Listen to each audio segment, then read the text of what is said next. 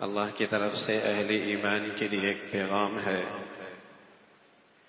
کہ ایک وظیفہ ایسا ہے، ایک دعا ایسی ہے، ایک استغفار ایسا ہے، اگر کوئی صدق کے ساتھ اور اخلاص کے ساتھ اور اس دعا اور استغفار اور اس وظیفے کی حقیقت کے ساتھ اللہ کے سامنے یہ پیش کرے گا، وَكَذَلِكَ نُنْجِي الْمُؤْمِنِينَ، اللہ کا اعلان ہے میں ایمان والوں کو ان کے اس کرب سے اور انہیں ان کی مصیبت سے اور انہیں ان کے غم سے اور انہیں ان کی آزمائش سے نجات نصیب فرما دوں۔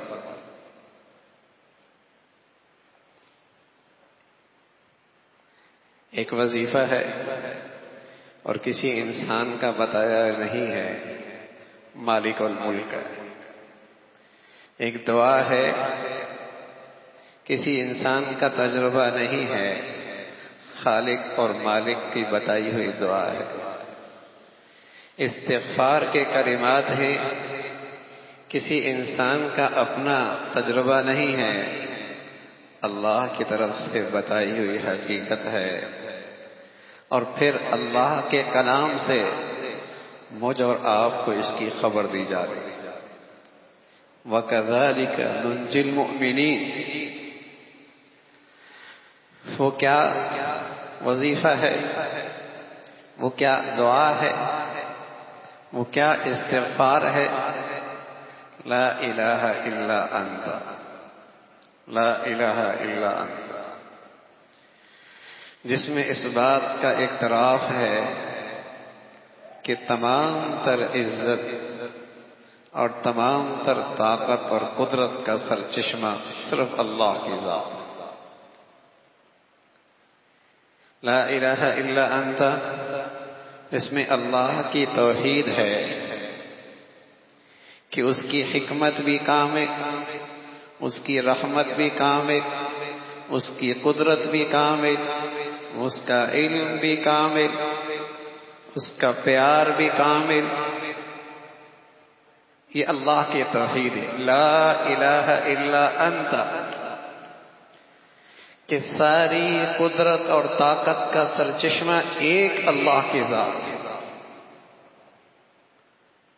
یہ بڑی مؤثر وظیفہ ہے، بڑی مؤثر دعا ہے، بڑا طاقتور استغفار ہے۔ اس پر اللہ کی طرف سے ثمرات، اللہ کا وعدہ ہے۔ اللہ ہمیں اس کی حقیقت اور پھر صدق کے اور اخلاص کے ساتھ یہ وظیفہ کرنے کی توفیق نصیب فرمائے۔ پہلے مسلمانوں پہ حالات آتے تھے تو بڑا اہتمام سے ان کے گھروں میں اس کا اہتمام ہوتا تھا۔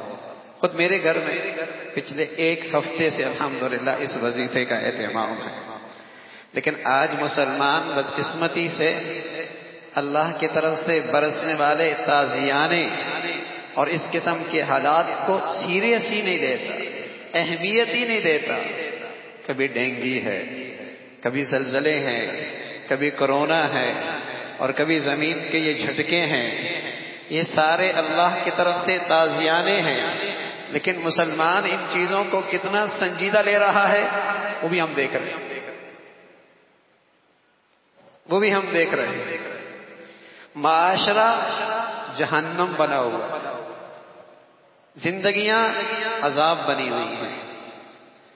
اس دنیا میں اللہ کی ساری نعمتوں میں سے سب سے قابل اہمیت نعمت سکون قلب ہے، ختم ہو چکا۔ ہر آدمی اضطراب قلب میں مبتلا ہے،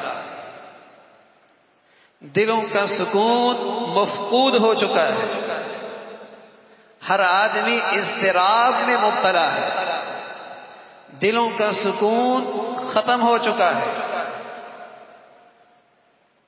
اب یہ اضطراب جب اللہ رب العزت خدا فراموشی کی سزا دیتے ہیں، خدا فراموشی کی سزا دیتے ہیں تو اس کا پہلا نتیجہ اس دنیا میں جو ظاہر ہوتا ہے وہ اضطراب قلب۔ اللہ ان گھروں سے، ان زندگیوں سے، اس معاشرے سے سکون اٹھا لیتا ہے۔ یہ خدا فراموشی کی پہلی سزا ہے اس دنیا میں۔ کسی بھی خدا فراموش کی زندگی میں آپ چاہے اسے کتنا ہی خوشحال نہ دیکھیں، سکون قلب نہیں ہو، کوٹھی میں ہو یا جھونپڑی میں، صحت میں ہو یا بیماری میں، آزمائش میں ہو یا راحت میں، اللہ اپنی ذات سے سچا تعلق نصیب فرما دے۔ دائیں بائیں کے یہ سارے نقشے اضطراب کے ضرور ہوں گے، لیکن اس کی دل کی جنت اسے کوئی نہیں لے سکتا، اس کو اس کی دل کی جنت سے کوئی نہیں محروم کر سکتا۔ اس دنیا کی تمام تر نعمتوں میں سب سے قابل اہمیت نعمت وہ سکون قلب، اور خدا فراموشی کی بڑی سزا اس دنیا میں جس کا پہلا نتیجہ اضطراب قلب۔ اس وقت پورا معاشرہ اس اضطراب کا شکار ہے۔ تو مانا یہ سب خدا فراموشی کی سزائیں ہیں۔ ڈینگی ہے، زلزلے ہیں، جھٹکے ہیں، کرونا وائرس ہے، لیکن اللہ کی طرف رجوع کتنا ہے؟ اسے کتنا میرا معاشرہ سنجیدہ لے رہا ہے؟ گھروں میں توبہ اور استغفار کا کتنا اہتمام ہے؟ کتنی مسجدیں بھر چکی ہیں؟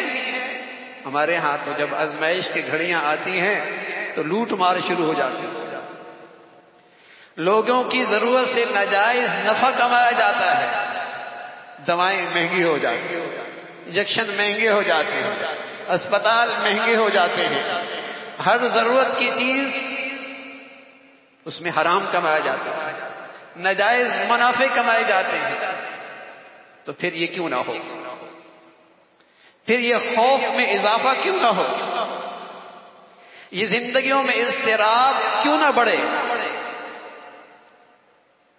یہ ٹڈی دل یہ کوئی عذاب سے کم نہیں ہے، یہ زلزلے کے جھٹکے زندگی ہے تو بیماری ہے، زندگی ہے تو بیماری ہے، لیکن بیمار کو اچھوت بنا دینا اور اس بیماری میں زندگی خوف میں گزارنا یہ عذاب ہے، یہ عذاب ہے۔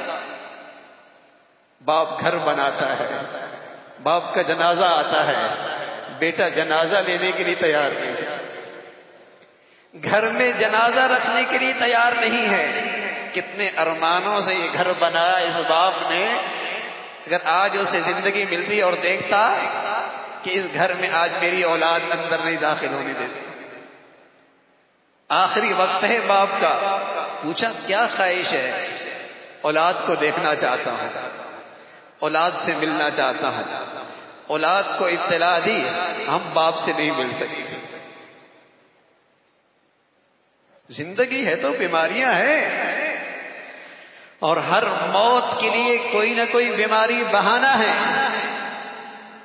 لیکن یہ پوری ماحول میں جو ایک خوف کی فضا ہے، کس نے بنائی ہے؟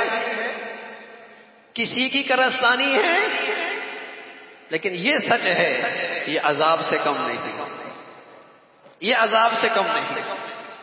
حالانکہ اللہ کے نبی صلی اللہ علیہ وسلم فرمایا کرتے تھے کسی کو بخار ہو جائے، کیا خوشخبری سنائی اللہ کے نبی نے، کسی کو بخار ہو جائے فرمایا لا بأس طہور، ڈینگی ہے تو بخار ہے، کورونا ہے تو اس کی ایک علامت بخار ہے، فرمایا لا بأس طہور، کوئی بات نہیں بھائی، کوئی بات نہیں، کوئی حرج نہیں، اس سے تو تجھے پاکیزگی مل رہی ہے۔ سبحان اللہ، اللہ کے نبی کے الفاظ دیکھیے، حوصلہ کیسے دے رہے ہیں، ہمت کیسے بڑھا رہے ہیں، اندر کیسی توانائی بڑھ رہے ہیں، کیسے اندر جوش دے رہے ہیں۔ لا بأس طہور، اسے اچھوت نہ سمجھنا، اس بیماری کو حقیر نہ سمجھنا، یہ کوئی رسوا کن بیماری نہیں ہے، یہ کوئی رسوا کن بیماری نہیں ہے، ایمان والے کے لیے لا بأس طہور، کوئی بات نہیں، اس سے تو اس کی پاکیزہ زندگی میں اور اضافہ ہوگا.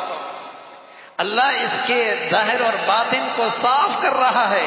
یہ کوئی بیمار اچھوت نہیں ہے، یہ بیماری کوئی رسوا کن نہیں ہے، یہ کوئی بیماری کوئی ذلت کی چیز نہیں ہے. لیکن فضا، میں عرض کر رہا ہوں کون سے ذرائع استعمال ہوئے ہیں، یہ فضا کس نے بنائی ہے، ہم اس حد تک کیسے پہنچے ہیں. تو ایک بات یقینی ہے، یہ سب خدا فراموشی کی سزا ہے. یہ سب خدا فراموشی کی سزا ہے. بیماری مسلمان کے لیے زحمت نہیں، رحمت ہے. بخار، اللہ کے نبی، اب کسی گھر میں بخار ہو جائے سب کے ہاتھ پاؤں پھول جاتے ہیں. ابا سے بیٹا نہیں ملتا، بیٹے سے باپ نہیں ملتا، بیوی سے شوہر نہیں ملتا. اس بیچارے کو ذہنی مریض بنا دیا جاتا ہے، اچھوت بنا دیا جاتا ہے. اور سمجھتے ہیں بڑے پڑھے لکھے ہیں، بڑے ہوشیار ہیں، بڑی احتیاط کر رہے ہیں. اس کے ساتھ دشمنی کر رہے ہیں، اسے ذہنی مریض بنا رہے ہیں. تو حوصلے کا وقت ہے، احتیاط کریں لیکن وہ ایک حد تک اچھوت نہ بنائیں، اسے مصیبت اور اذیت نہ دیں. لیکن میں عرض کر رہا ہوں ان آزمائشوں میں اور اس قسم کی وباؤں میں اور اس خوف کی زندگی میں اگر سنجیدگی ہوتی، اگر مسلمان اس کو اہمیت دیتا تو اللہ کی طرف رجوع کر، توبہ اور استغفار کر. پیغمبروں کا شیوا یہ ہے، ولیوں کا شیوا یہ ہے، اہل ایمان کے ایمان کا تقاضا یہ ہے کہ وہ اپنے اللہ کو مناتے. کیا سود چھوڑ دیا؟ کیا فحاشی اور یعنی ختم ہو گئی؟ پہلے مسجدوں میں کچھ نمازی فجر میں آیا کرتے تھے، وہ بھی غائب ہو گئے. لا حول ولا قوت الا باللہ. اور اللہ کے عذاب کو دعوت دے رہے ہیں. خوف کی فضا کیوں نہ بنے اور اس مصیبت میں اضافہ کیوں نہ ہو؟ اللہ کی طرف رجوع ہی نہیں. تو ایک وظیفہ ہے جس پر اللہ کا وعدہ ہے، اللہ کا وعدہ ہے. یہ وہ وظیفہ ہے، یہ وہ دعا ہے، یہ وہ استغفار ہے جس سے ایمان والے اس کرب سے نکل سکتے ہیں، اس مصیبت سے نجات پا سکتے ہیں. اللہ کی طرف سے یہ پیغام ہے اہل ایمان کے لیے، وَكَذَلِكَ نُنْجِي الْمُؤْمِنِينَ. میں ایمان والوں کو اس مصیبت سے نجات دوں. اللہ کہہ رہا ہے میں نجات دوں گا، بشرطیہ کہ ایمان ہو، بشرطیہ کہ ایمان ہو، بشرطیہ کہ ایمان ہو. اور ایمان کا تقاضا کیا ہے؟ لا الہ الا انت سبحانک انی کنت من الظالمین. اس وظیفے کی حقیقت کو سمجھے. لا الہ الا انت، اس میں اللہ کی توحید ہے، اللہ کی توحید ہے. مشکل کشا اکیلا اللہ ہے، حاجت روا اکیلا اللہ ہے. میرے مصائب اور میری پریشانیوں کا حل صرف اللہ کے پاس ہے. ان الحکم الا للہ، ان الحکم الا للہ. فیصلہ صرف اللہ کا چلے گا. الا لہ الحکم. جب وہ اللہ چاہ لے، جب وہ اللہ چاہ لے، صحت چاہ لے کون بیمار کر سکتا ہے؟ اور اس کی حکمت میں میرے لیے بیماری لکھی ہے. ارے میاں ساری احتیاطیں کر لے تو قلعوں میں محفوظ کر لے، نہیں بچ سکتا. حوصلہ رکھ، آئی کس کی طرف سے ہے؟ وہ حکیم بھی ہے بھائی، وہ رحیم بھی ہے بھائی، وہ علیم بھی ہے بھائی، وہ ماؤں سے زیادہ پیار کرنے والی ذات ہے. حوصلہ نہ ہار، ہمت نہ ہار، اسی ذلت کی چیز نہ سمجھ. اپنے آپ اضطراب میں نہ جا، احساس کمتری کا شکار نہ ہو، ڈپریس نہ ہو، ڈپریشن میں نہ جا. اللہ کی حکمت، اللہ کے پیار پہ نظر رکھ. لا الہ الا انت، لا الہ الا انت. اس میں اللہ کی توحید ہے. سبحانک، سبحانک. اس میں اللہ کی پاکی ہے کہ اللہ ہر نقائص سے پاک ہے. ایسا نہیں ہو سکتا اللہ بچانا چاہے پھر بھی کوئی مبتلا کر دے، اللہ صحت دینا چاہے پھر بھی کوئی بیمار کر دے، اللہ فیصلہ کرنا چاہے پھر بھی کوئی رکاوٹ ڈال دے، اللہ بچانا چاہے پھر بھی کوئی مبتلا کر دے، اللہ حفاظت کرنا چاہے پھر بھی کوئی مصیبت میں ڈال دے، سبحانک لا الہ الا انت سبحانک، اللہ کی توحید ہے، اللہ کی پاکی ہے۔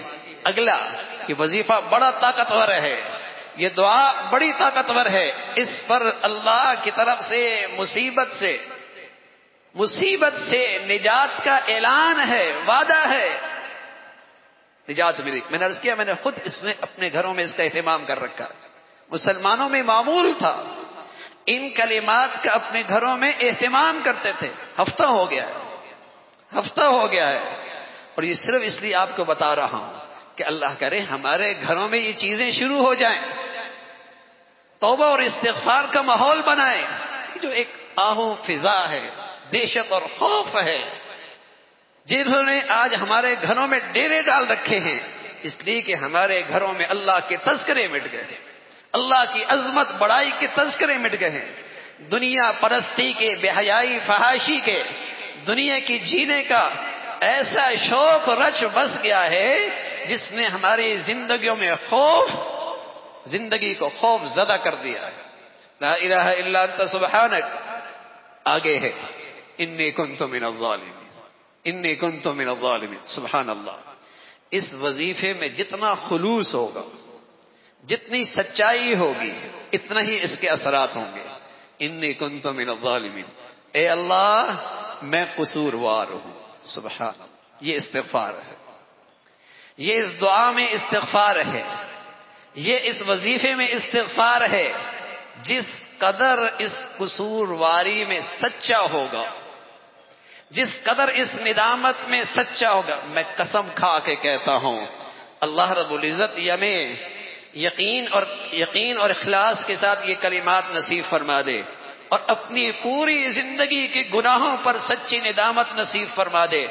پھر سکون نہ ملے، ہو نہیں سکتا، پھر اس اندر کا اضطراب ختم نہ ہو نہیں سکتا، یہ اندر کا خوف کافور نہ ہو نہیں سکتا۔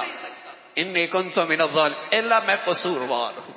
لیکن ہم کیا کہتے ہیں، پتہ نہیں ایسا کیوں ہو گیا، میرے سے تو کوئی غلطی نہیں ہوئی، یعنی میں بڑا ہی پارسا ہوں۔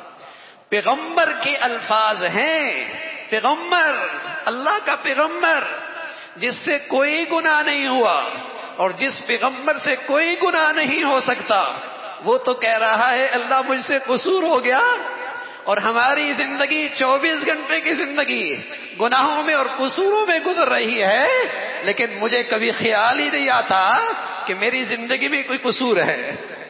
یہ مصیبت ہے، یہ ایک مصیبت ہے۔ بڑا پارسا ہوں میں، مجھے اپنی غلطیاں گناہ نظر ہی نہیں آتے۔